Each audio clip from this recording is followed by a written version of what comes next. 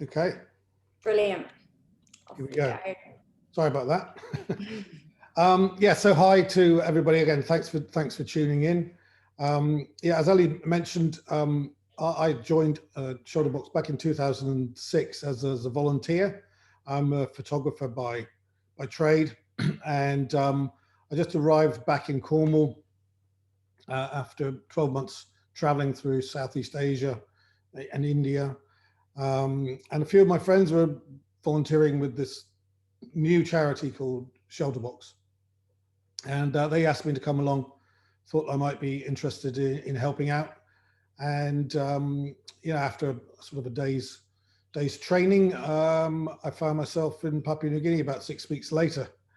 And I've been hooked ever since. My experience in New Guinea really changed my life. I witnessed not a usual disaster. We had a volcanic eruption that caused a whole community to be relocated from where they lived.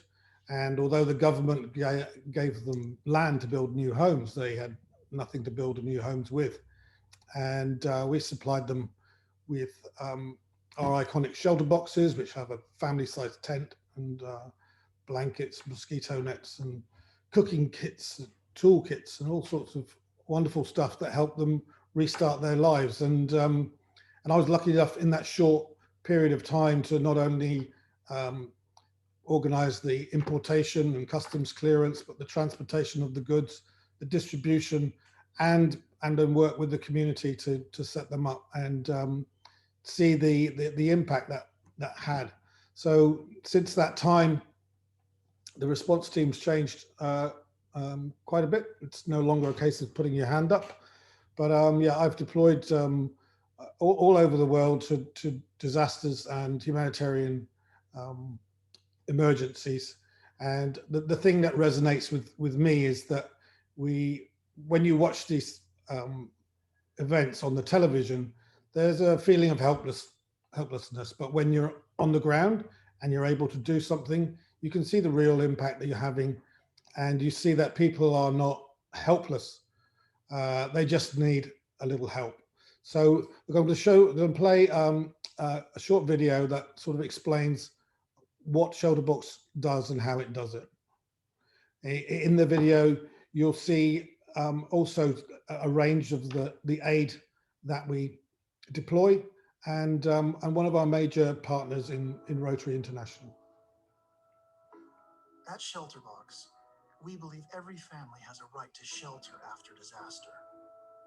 We believe that with the right tools and training, communities can work together to lead recovery.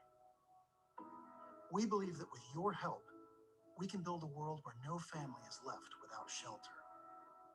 When natural disasters devastate communities or conflict forces families to flee, shelter gives people a place to call home. But what makes a home? Is it a roof with brick walls? Or is it the people we love and the comfort of a little shade? Home is a location, but it can be anywhere that family, friends, and community come together. It can be a place made of simple pieces, like a spot to play, a light to read by, or a soft place to lay your head.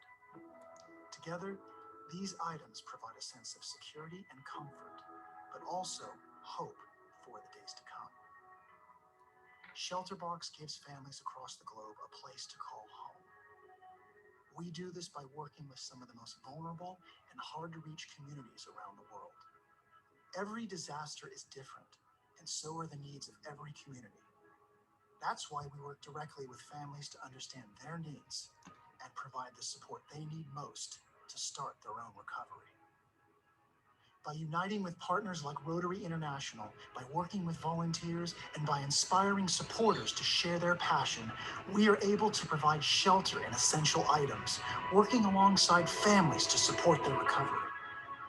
At ShelterBox, we see a future where no family is left without shelter after disaster or conflict. Join us today and stand with people who care about the global community and who are acting to make a difference. Give families around the world a place to call home.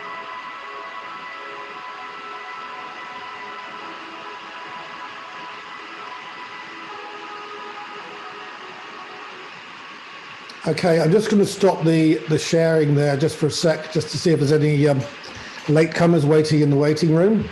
It doesn't look like there is, so we shall carry on.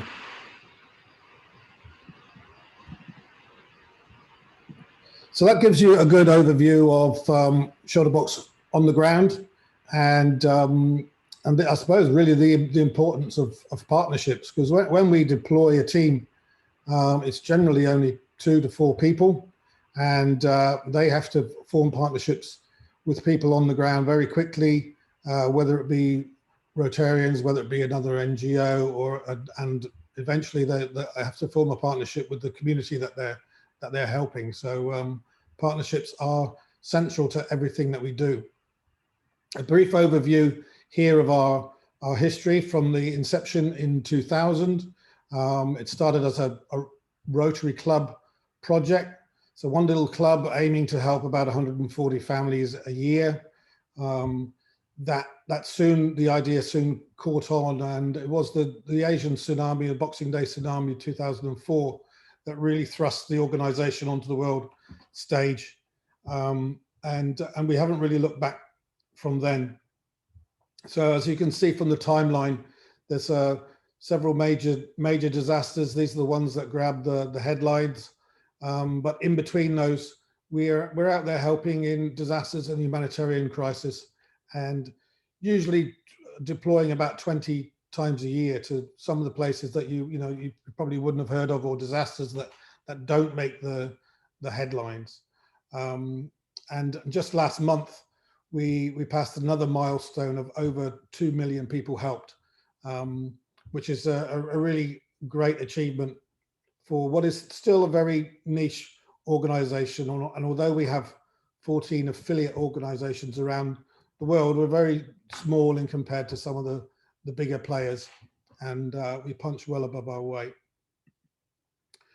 I suppose when it comes down to statistics and numbers, we can sometimes forget that the people that we are helping are just that. They are people, they're individuals, they're families, they are communities. And one of the things that we do and have been doing for the past 6 or 7 years is post-deployment reporting, where we go back and visit the communities that we've helped. And we have what we call a monitoring, evaluation, assessment and learning deployments, or a meal deployment. And that way we can really measure the impact that we're having by talking to the people that we've helped, find out, was the aid that we've supplied, did it fit the purpose? Was there anything that we could do better? Was the distribution run well, etc.? So we can then also learn about tailoring our aid to the different disasters, because no two disasters are the same. Some might require our ShelterBox, as I mentioned earlier, with the tents and all that aid equipment, like a family survival kit. Others, like this one in the picture, maybe a shelter kit with the tarpaulins and tools to build an emergency shelter or to repair a damaged home. And it's this impact that we can show that is more than just items of aid. It's more than just numbers. It's real human impact on lives and helping people return to a normal life. I'd like to play a short film now, and it's more of a short film than a movie clip. It's about 6 minutes, so please bear with it. It's beautifully shot, and it was made in Malawi after our response to flooding there a few years back. And keep an eye out for our aid items in the background. You'll see tarpaulins and tools and kitchen sets. But I think this video really shows the impact of our work and the importance of a home, and what a home really means to people affected by disaster.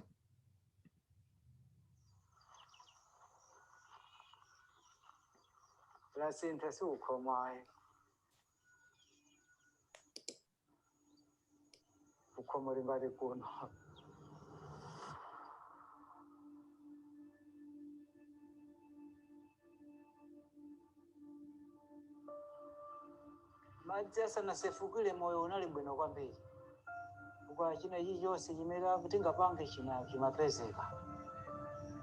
siti makandi njala bakopato naindi yakuja yombiri yokwana tinaindi zifuo kubera ulimi kanya ulimi maenda bwino tikasoa chintu timata kugulitsa tikupeza chinaita chisoa chicho tikatha kuja ija timata monga ifa malali timachezerana mwakaba ntengo ngati pano nyumba iyo ndiyo kumachezerana mwakapitsana zina za ubale timapanga chocho moyo wathu nthawi imene madzi akasefukira mvula inadzayamba kuchinyiza cham'ma past 5 koma kudzaza kodzaza mudzi wonse ndi nyumba zomwe kuyamba kumagwa anadzayamba cham'ma 11 ma 12 pomafika m'ma 3 ma 4 nyumba zonse mudzi zatha kugwa zifuwo zonkumangofa nzingoberuka dzikungupita akatundu kumangopita tingalimbe kupulumutsana ngati amene sanalire dzikoli ifa limatenga mwina kutetezapo kwa tinakhala 24 hours ili madzi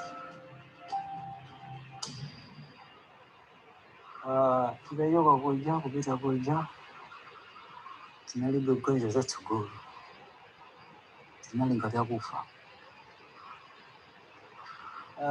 ngati linali banja munthu ndi mkazi mukasiyana wina nakakhala wina ana timakhudza kwambiri chifukwa zimakhala ngati kuti makolo awo anamwalira ko ngati akugona kwawokha ndiye kuti alibe chitetezo cha makolo kubwera kwa madzi kunaononga zinthu zingapo naona kuti atayiyembekeza nzeru zoti abwere apite kumunda mutu munalibe chifukwa amasaka malo kuti tikhazikike tikhala pati koma zapa chigulugulu zinali zinthu zopanda ulemu koma chimene chinatimangitsa kuti patsa mphamvu kuti tidzapeze malo tikhale kuno ndi mapulasitiki munatipatsa malo nawo kunoko chafika kuno chabwera kunoko kusintha kwake kwa moyo kumene tinakuona nkukhala mumasuka musatithinizana ndi nzaku kapena kukangana ndi nzaku ayi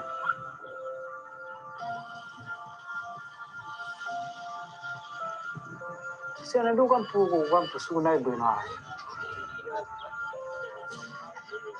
panopa moyo umene tinawo uli bwino ndiye timadziwa kuti ndikabanja ndithu ziwiya za banja lonse ndiye kusonyeza kuti moyo pomwe ena tikuona tikulandira kwa mano tigwirenso ntchito kuti tidzapeze cholowa chifukwa yake timagwira ntchito cholinga kuganiza za mtsogolo imene chimandiyendekitsa ndikutsimikiza mtima chifukwa yake kubwera ndi maganizo okagwira ntchito tikanakhala tinayi kwa mpuzi sikanabwera maganizo pakana pandaka patuda amene bwezi komweko ndini maganizo moti jamawa ndikhala ndikudzala chimanga anyezi tomato kuti zimenezo tomato ndi anyezi ije kukulisa zidzandithandizanso thandizira ndalama za nyumba ija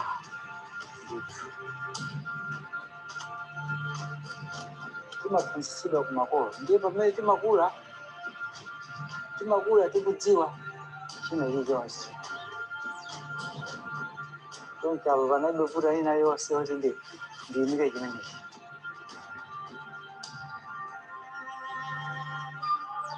koma ngati mmene palini yayi ndikhoma chiyembekezo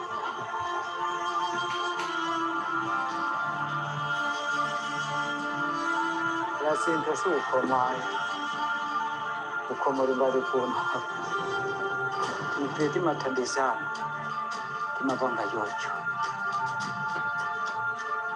khomo ndi pa nyumba wakhandi nyumba ndiye pa khomo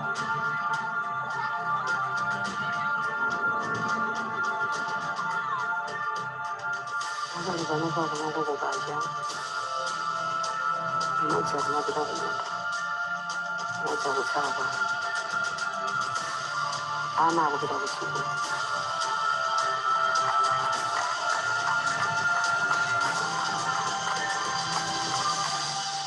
wayamba kubwere chifukwa kunoko tiri kutunda tsopano zikukhala somopanda nkhawa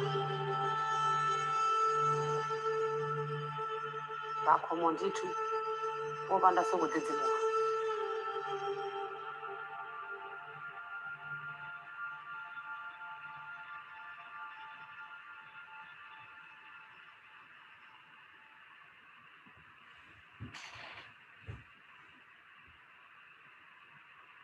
So there you have it. I think a really impactful film that shows, you know, it's not featuring a bunch of white people going in and, you know, helping those with darker skins.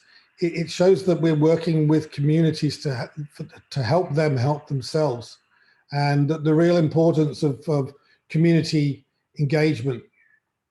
Those people have worked hard to recover and rebuild their lives, and all we've done is supply the tools that allow them to do that. That's a really quite a moving film, I find, because quite often when we're on a deployment, we might see the immediate change that emergency shelter gets, but we don't see the long-term impact that has. I was lucky enough to go on one monitoring and evaluation deployment to Nepal back in 2016, and that was a different story, really, in that 12 months on after the earthquake, a lot of the communities that we'd helped hadn't really managed to move on because they were still living in the tents that we'd supplied them. They hadn't received the government grants to start rebuilding, but one thing I suppose that really struck me was that if they didn't have our tents, they would have been in a lot worse situation, and they would, you know, would recover in the end once those government grants started to flow. So yeah, ShelterBox is made up of people just like you and me, and my experience in the field is that the people that we help are people just like you and me, and like I said earlier, one of the frustrating things I think that myself and certainly people I've spoken to feel is that powerlessness when you watch a disaster unfold on the news, and you feel like you can't do anything, when in reality you can. And we rely on volunteers heavily for all sorts of activities, raising awareness, raising funds. Our response team members are all volunteers. Our board is made up of volunteers. And what I hope to share with you today is a few ways that we could possibly work together with your business or your corporation to have a greater impact in the world. We already have these operational partnerships with Rotary International, who are fantastic supporters of ours in terms of funds, but also help on the ground. Nearly every deployment we go on, we're involved with Rotary on the ground in some way, shape or form. We also work with some of those bigger actors in the sector, like the Red Cross, Habitat for Humanity, who helped with the making of that film. And more recently, during COVID, when we haven't been able to deploy our teams, we work with Care Australia in Vanuatu in response to Cyclone Harold. So partnerships are important for us from the start to finish. So how can we help your business or your corporation in this partnership? Well, one of the things that we can offer is corporate training opportunities.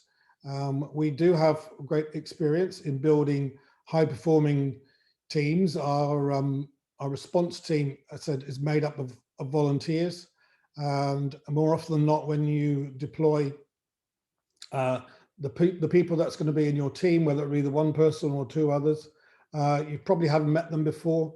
You meet in very stressful situations, and you have to bond very quickly, and then make a series of quite serious and impactful decisions with limited information.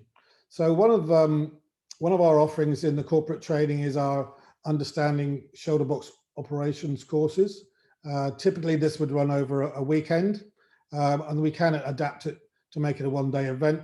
But basically what we do is try and replicate a disaster response scenario, which would go through from a decision to respond to what aid might be needed, some exercises involving customs clearance, and I won't reveal the whole thing because hopefully some of you might like to do it in the future. But the idea is you're working with teammates that perhaps you haven't met before.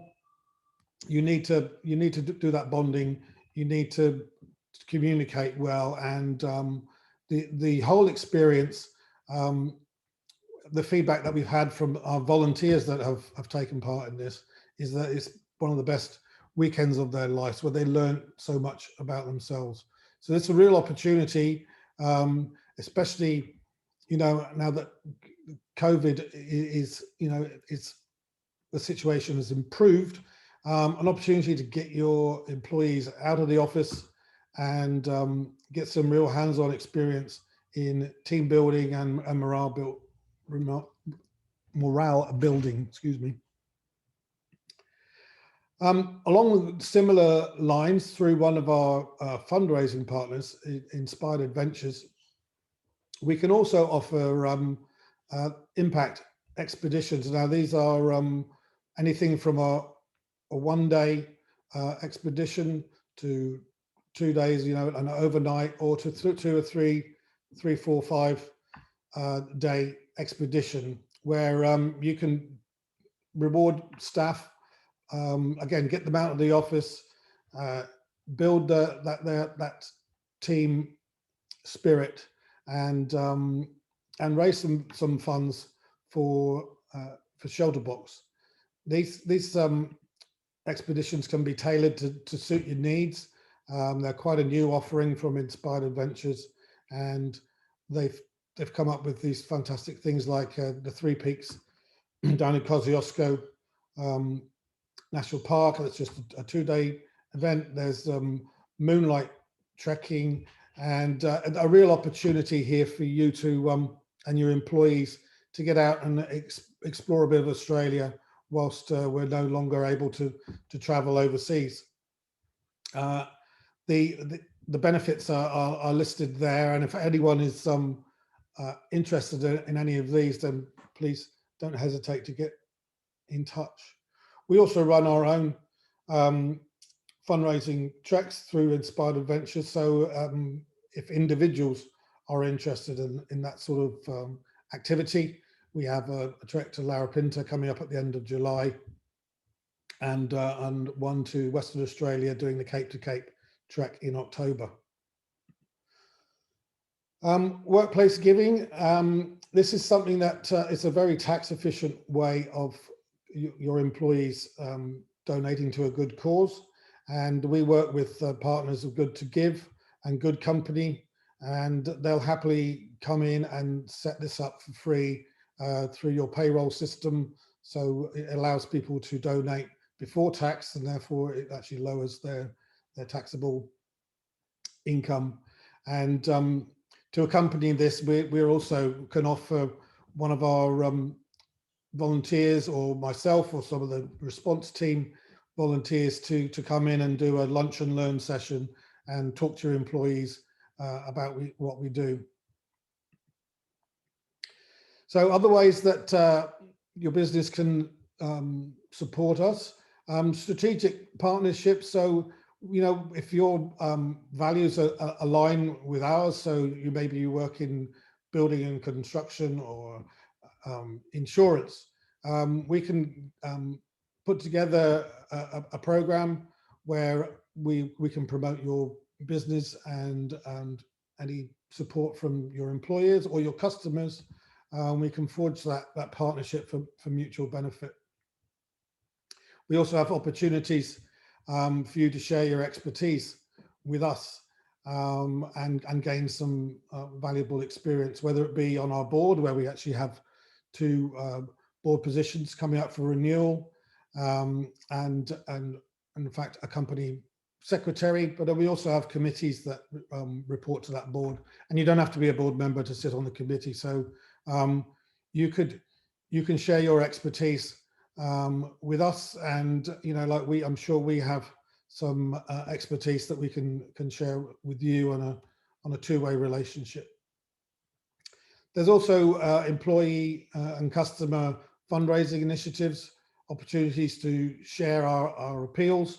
And I think one of the things I'm really excited about is partnering with people that have a broad reach. So we have a great relationship with Rotary here in Australia. That's about 32,000 Rotarians, and they're our customer base.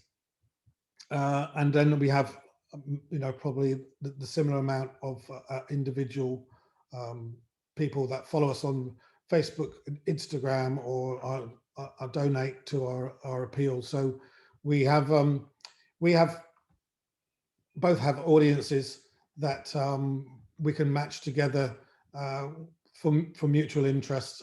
And I say one of those things that often crops up is when a disaster happens, and I'm talking about major disaster here now, like the Haiti earthquake or Typhoon Haiyan in the Philippines, is that people want to help, but they don't know how to help. And by sharing our emergency appeals with your customer base, you can give them the opportunity to step up and do something, whilst also aligning you and your brand with a respected charity partner. So that's not an exhaustive list of ways that we can help you and you can help us. We are definitely open to discussions. So if this is a cause that resonates with you and your work, please don't hesitate to get in touch. Really, now it's about time to wrap up. So there's going to be time for questions. So I don't know, Ellie's asked if you would like to do that, put it in the chat, and we will see if we can answer them for you. But thanks for your time, and I really do appreciate you taking the time to tune in and find out about ShelterBox. Thanks, Mike. That's been a really great session. I think a lot of information. I know that Kanyumba video really resonates with me, and really shows the importance of shelter on a long-term space, rather than like a short-term, just the immediate getting people into shelter. It actually shows how our aid really does help people recover after disasters that we can only begin to imagine. I've been sent a couple of questions which we can go through, and a couple more actually just coming through now. Please, if you do have any questions, we'd love to hear from you. You can either send them directly to me, or you can send them to everyone in the chat. First question that we've got, which is not so much partnership based, but more about our work. What's ShelterBox's biggest response to date? Do you know? Well, there's 2. Like most things in ShelterBox, there's never a straightforward answer. But the biggest single response was to the Haiti earthquake back in 2010. Massive, devastating earthquake. It was really flattened half of the country. We worked in Haiti for 12 months, and over that period of time, we provided shelter for 30,000 families. That's a third of all the emergency shelter provided was by ShelterBox. And I'm really proud to have been part of that, a small part of that response. Yeah, that's in terms of numbers, then that has now been surpassed by our response to the war in Syria. So back in 2012, I deployed to Lebanon, and we worked with, I think, something like 32 different partners on the ground in Lebanon, and we're the first organization to supply tents to Syrian refugees flooding over the border. And when I say flooding, I mean flooding. There was over 1 million refugees fled to Lebanon, a country of 4 million people. So we've been working in and around Syria, mainly inside Syria. Definitely we've been working with partners like Relief Aid, who are based in New Zealand, and Hand in Hand for Syria, a UK-based charity. They have people on the ground, and by working with those other organizations, we've been able to help over 50,000 families in and around Syria. Great, and I think that's a really important response to highlight. It's one that often gets very overlooked nowadays, having it going on for such a long time. I think that it's not so newsworthy, and unfortunately we don't hear much about it. But I would like to it's great for you to bring that to everyone's attention, Mike, and it plays in really nicely to our Off the Grid. We've had a question about, or we've had a couple actually. So we've got one here about, do we have any upcoming events or campaigns to get involved in? And we've also had a question about Off the Grid. So maybe it would be, that's a nice segue just to explain a little bit about Off the Grid and how people can get involved with that campaign. What's it about? Sure, thanks, Ellie. Yeah, Off the Grid is a campaign that we trialed last year. And it coincides with World Refugee Day on the 20th of June. And because probably 20 to 30% of our work is involved with refugees and internally displaced people, then we thought we would highlight that fact with an awareness campaign and also accompanying fundraising campaign. So for Off the Grid, what we encourage people to do is to camp out in their garden or go further afield and go without electricity for 24 hours and get their friends and workmates to sponsor them and raise awareness within their community. I know one of our volunteers last year camped out in a ShelterBox tent in his front garden down in Adelaide, and he managed to raise about $1,200, but also got the attention of the local media, which really does a fantastic job of spreading our message and letting people know who we are and what we do. So that there are details of the Off the Grid campaign on our website. So if anyone's interested in doing that, please sign up. And and if you hit a couple of fundraising targets, you can even earn yourself one of our fantastic Luminade solar lights there that's shown in the picture. And we have some ShelterBox water bottles and some playing cards to keep you occupied while you're going without your devices. Yeah, it's a really great event and one that I'm looking forward to getting involved with again this year. Okay, we've got a couple more questions. Steve, hi Steve, you've asked a really great question there. Can ShelterBox provide some exposure to partners through annual report recognition, logos, on supported presentations? Absolutely. We can also put you on our website, speak about partners through social media. We're all about collaboration. We know that the way that we're a small organization, we've got limited funds because we want to make sure as much as possible goes to the cause. So when it comes to exposure, it can be really hard to reach a lot of people. And so a great way for us to partner with people is to share their message on our social media, and then you guys also share on yours. I'm going to pass that over to Mike now. Sorry, I kind of jumped in a little bit there, but that's my domain. And yeah, absolutely. The answer is absolutely. And maybe Mike wants to elaborate a little bit more there. Yeah, I just like to back that up, really, I suppose. Again, there's different levels of involvement, and certainly we are big on recognizing our donors and supporters, not just on social media, but we have our annual reports.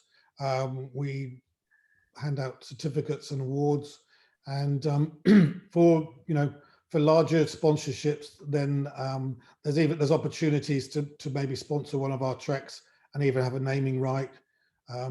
So there's all sorts of different levels of support and obviously then different levels of recognition that can be discussed at a more sort of meta level. Yeah, and like as a ShelterBox, as a small organization here in Australia as well, like our community very much is our brains trust. So if you have an idea on how we can work together to share those audiences and show you guys recognition in return as well, let's just talk about it. You can drop Mike an email or get in touch with one of us. Okay, Hannah. Hi, Hannah. Hannah's from Caterpillar in Australia. Welcome and thank you so much for joining us today. So Hannah would like some more information on the ShelterBox experiences. Interested in maybe a corporate event for a one-day training event, Mike. So how do we go about getting Hannah some more experiences? It's something that's not currently on our website. It will be going up. But Mike, how can we get more info on that? Yeah, sure. Thanks for the question, Hannah. So those experiences, we do have a sort of set course of the weekend of 2-night course, understanding ShelterBox operations. But like I said, we can tailor that to make it a one-day event without the camping out. The 2-day event, I think, has a bit more impact, but there's certainly some of the exercises that we do in that scenario-based training are certainly, we can make it more compact, and some of those exercises are really valuable when it comes to making people sit back and not just examine other people, but examine themselves and look within to question where they're coming from. And like I said, the building of teams requires, I think, people to be more introspective rather than thinking that being in a team is all about being a leader. Great, thanks. We'll get some more information to you, Hannah, as well via email, and then we'll send you the link once it's up on the website. We've had a question about DGR status. So just to clarify, yes, ShelterBox is DGR1 status, is that correct, Mike? Yep. Meaning all donations over $2 are fully tax deductible. So even better reason to give shelter to families. I think I'm going to just wrap up shortly, but Mike, I have a question for you as well.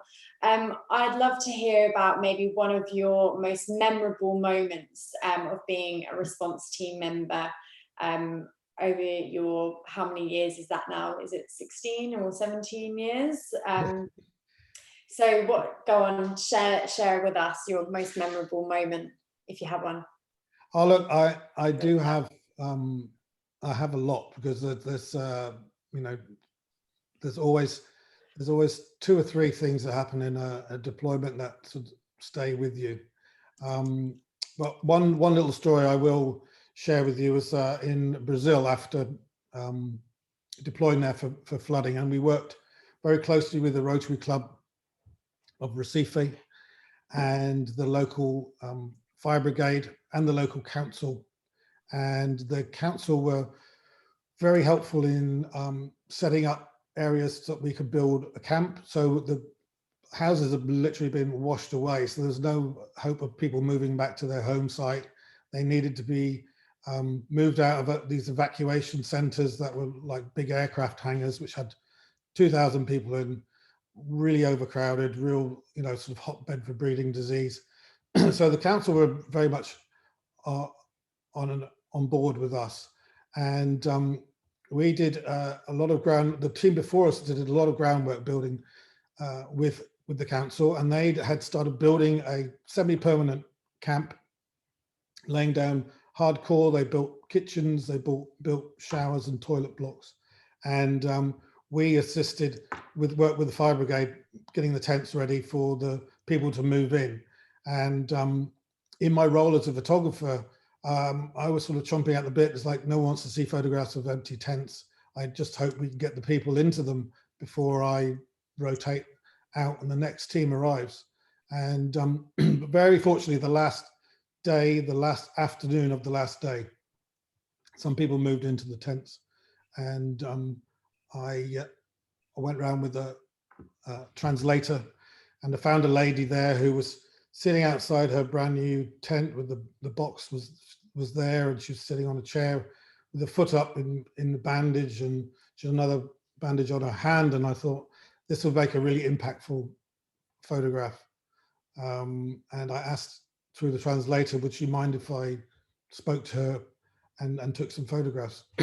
She said, no problem, go ahead. So I took a couple of shots and then interviewed her about her experience. And she'd had a house that was on the banks of the river. And when the floods started coming down, there's an incredible noise and it's a real sense of panic, and she had to leave before her house got literally washed away. And you know, I'm scribbling down, hearing this incredible story of survival, and I then asked her about her injuries, and I said, well, you know, did you pick this up when you were leaving your house? And she said, oh no, I just got these. I tripped over one of your guy ropes on the tent. And she burst out laughing, and I burst out laughing. And like I said, it just reminded me that the people that we help are just people just like us. You know, she didn't see herself as a victim. She was very happy to have our tent. She maintained a sense of humor, and certainly lightened the load for me, because sometimes when you're doing those interviews and taking pictures of people in these situations, sometimes you can be, you know, you're channeling their situation. But say the beauty of it is that most people are so incredibly resilient, and their humanity and generosity just shines through. Makes it really worthwhile. Yeah, absolutely. Great story, Mike. And I think that's a really nice way to end. Thank you so much for sharing. One last thing I'd probably say just on that is Mike is an amazing photographer, as well as being an awesome CEO and response team member. He recently published a book with a few of his amazing photos for the 20th anniversary of ShelterBox, which was in 2020. And that's still available for purchase. So if anyone's interested in that, you can drop us a message and we can send one out to you. It's a gorgeous book. It works really well for all sorts of places. I have mine actually probably behind me at the moment, but also often on the coffee table. I know people who have them in cafes, people who have them in like the foyers of their business as well. It's just a beautiful piece to show your support for ShelterBox. So if you are interested, it can be purchased online, or we can do that over an email. It is a beautiful book, Steve. You're totally right there. Okay, well, thank you so much for everyone, to everyone who's joined us today. We really, really appreciate your interest in ShelterBox. I know that there's a lot of familiar faces in here and also some new ones. So thank you so much. It's been an absolute pleasure to be able to share the room with you guys for the last near hour. If you do have any questions at all, you can drop Mike an email. I will be sending everyone out an email later today, just with a few things that we've spoken about and highlighted, and we'll drop Mike's email in there as well, so you can get in touch personally. As I said, like, we see our community as our brains as well. So if you ever have any great ideas on ways that you think you can partner with ShelterBox, which we haven't mentioned, we're totally open to them. And so we'd love to hear about them. And that's about all. Thank you so much, everyone. Enjoy the rest of your days, and thank you for joining us. Thanks, Ellie. Thanks, Mike. Thanks so much. Thanks, Bye, everybody. Steve. Ciao. Cheers. See you. Thank you. Thanks, David. See you. Thanks, bye. Thank you. See you. Thanks so much. Thank you.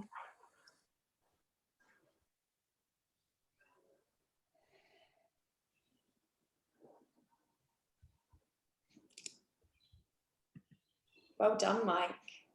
Great work.